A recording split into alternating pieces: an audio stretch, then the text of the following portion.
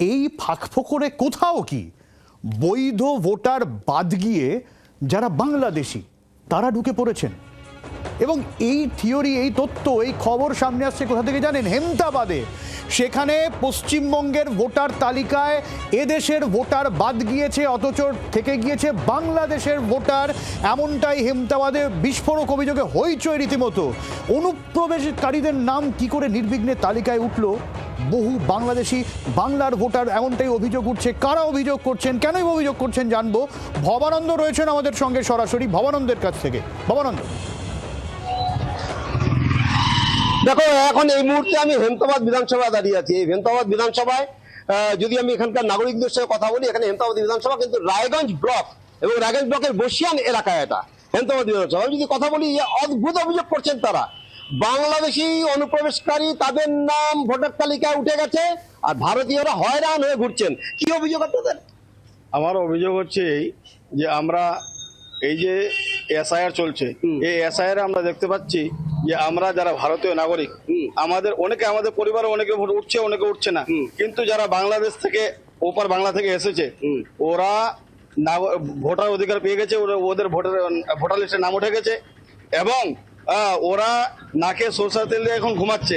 আর আমরা আজকে হিয়ারিং, কালকে ট্রাইব্যুনাল, এই একের পর এক, এই যে আমরা হয়রানি হচ্ছি। আমার অভিযোগ হচ্ছে এটা,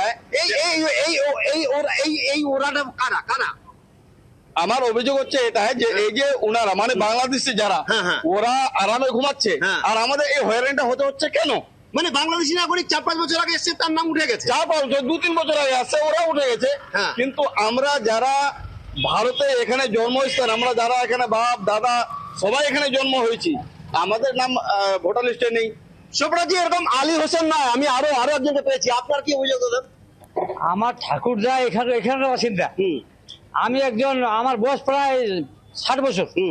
আমি 21 সালে ভোট দিয়েছি, আমার গিন্নি ভোট দিয়েছে। এই মুহূর্তে আমার বউয়ের নাম নাই, লিস্টে নাম নাই। কার নাম আছে? বাংলাদেশের নাম আছে শিওর। ওরা 2-4 বছর হলো, কারো হয়তো 5-7 বছর হলো, ওদের নাম শিওর। আমাদের নাম, আমাদের বুথে মনে করেন যে 700 কোটা পোল, ওর মধ্যে 200 কোটা আমাদের বুথে বাংলাদেশিদের নাম আছে। বাংলাদেশের নাম আছে। বুঝতে পারছো সুপ্রজি? পরিষ্কার পরিচ্ছন্ন অভিযোগ। মানে এটা কিন্তু আমি এরকম নয়। আলী হোসেন সাহেবের সাথে কালকে কথা হয়েছিল, ওনার ফোন নম্বরটা ঘটনা যেগুলো নিয়েছিলাম, ওনাকে ফোন করলে আপনি কোথাও, উনি বলেন বসিয়ানে আছে। আমি বসিয়ানে এসে কথা বলছি। এই কথা বলতে বলতে কিন্তু এই যে নাগরিক, এই সহনাগরিক কিন্তু কোথার থেকে আসলেন, এসে সবটা শুনে বলছে আমারও তো একই অবস্থা। ভবানন্দ, আমি একটু জানতে চাইবো, যাদের নাম আছে বলে ওনারা দাবি করছেন, তারা কি সংখ্যালঘু সম্প্রদায়ের, মুসলিম না হিন্দু, এরকম কিছু কি তারা বলতে পারবেন অন্তত? একদম নিশ্চয়ই আমি জানতে যাবো। আপনারা যাদের নাম আছে বলছেন, আপনাদের যে এলাকায় আছে বলছে, সেই মানুষগুলো কি মানে তারা কি সংখ্যালঘু সম্প্রদায়ের না হিন্দু? না, হিন্দু সম্প্রদায়। হ্যাঁ, আমাদের সংখ্যালঘুর মধ্যে আমাদের এলাকায় খুব কম, কিন্তু হিন্দু সম্প্রদায়ের মধ্যে মানে বেশিরভাগ একদম মনে করেন যে একটা বস্তি হয়ে গেছে, হয়তো পাড়া হয়ে গেছে। কিন্তু ওরা কিছুদিন আগে আসলো, আসার পরে ওরা নাগরিক পেয়ে গেছে, মানে ওরা ভোটার অধিকার পেয়েছে। দেখুন, ভোটার নাম আছে। একটা আইন হয়েছে যে দেশের যারা আসবে তারা সিএ করে তারা নাগরিকত্ব পেতে পারে। কি সিএ করে পেয়েছে না সরাসরি কোনো? না, আমাদের তো সিএ তো কোনো খবর নেই। এটা তো এসআইআর চলছে, এটাতে ভোটার লিস্টে এখানে তো সিএ এর কোনো সম্পর্ক নেই। এখানে তার আগে থেকে এদের নাম আছে। এদের নাম আপনার এলাকায় কি সংখ্যালঘু লোক দেখছেন না হিন্দু দেখছেন? ওদের তো আমি দেখছি না, ওদের ওপার থেকে এপার আসছে, আমরা জানি যে ওরা হিন্দু, বাস্তবে হিন্দু। ওদের নাম একেবারে শিওর। আমার জন্ম এখানে, আমার ঠাকুরদা এখানে। সংখ্যালঘু মানুষও তো আছে। সংখ্যালঘু বাংলাদেশি সংখ্যালঘু খুব একটা আমাদের এলাকায় বাংলাদেশি নাই, কিন্তু হিন্দু আছে। কিন্তু আমরা আমাদের ক্যামেরা কিন্তু এরকম পেয়েছি এই হেমতাবাদ বিধানসভায় যে সংখ্যালঘু মানুষজন, তাদেরও নাম আছে, তাদের কিভাবে নাম উঠেছে সেই তথ্য কিন্তু আমরা তুলে ধরেছি, এবং সেই তথ্য এবং তাদের সঙ্গে তার বক্তব্য, কি করে তিনি নাম তুলেছেন, যাকে বাবা বানিয়ে তুলেছেন তার নামও আমরা তুলে ধরেছি। সবটাই কিন্তু আমাদের প্রতিবেদনে সেটা পরিষ্কার। আচ্ছা, একদমই। ভবানন্দ, বিএলও হেমতাবাদের এক বিএলওর সাথে আমরা কথা বলেছিলাম, ভবানন্দ কথা বলেছিল, কি বলছেন তিনি শোনাই। আমি তো জানি ওখানে সবাই ইন্ডিয়ারই।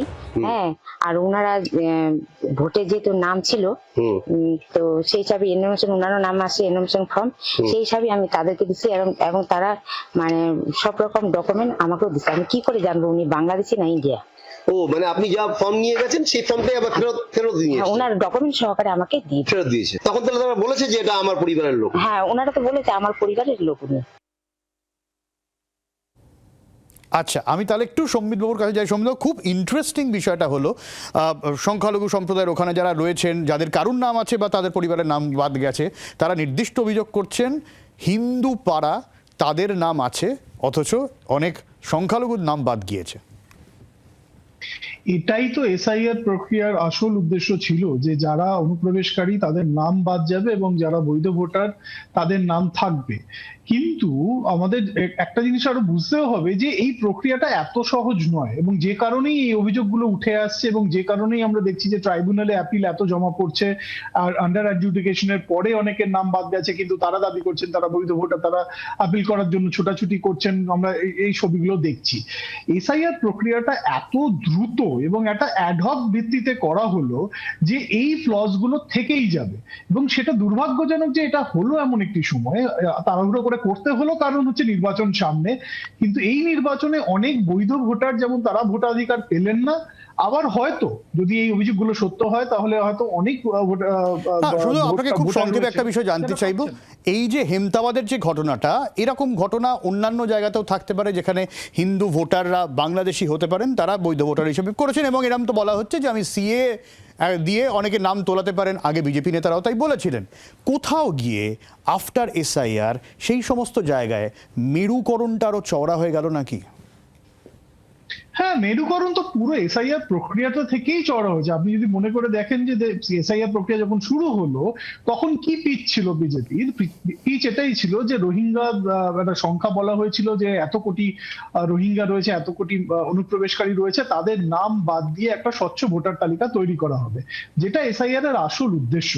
এবং সেইখান থেকেই তো এই মেরুকরণের যাত্রা শুরু, এবং সেটা এইখানে এসে যখন এসআইআর প্রক্রিয়া আপাতভাবে শেষ হয়ে গেল এবং একটা তালিকা তৈরি হয়ে গেল যেটা অনেক ভুলে ভরা, সেটা আমরা দেখতেই পাচ্ছি, এবং সেই ভোটার তালিকার ভিত্তিতে একটা নির্বাচন হবে। তো পুরোটাই কিন্তু মেরুকরণেরই খেলা। বাংলার আওয়াজ, বাঙালির আবেগ, জি 24 ঘন্টা।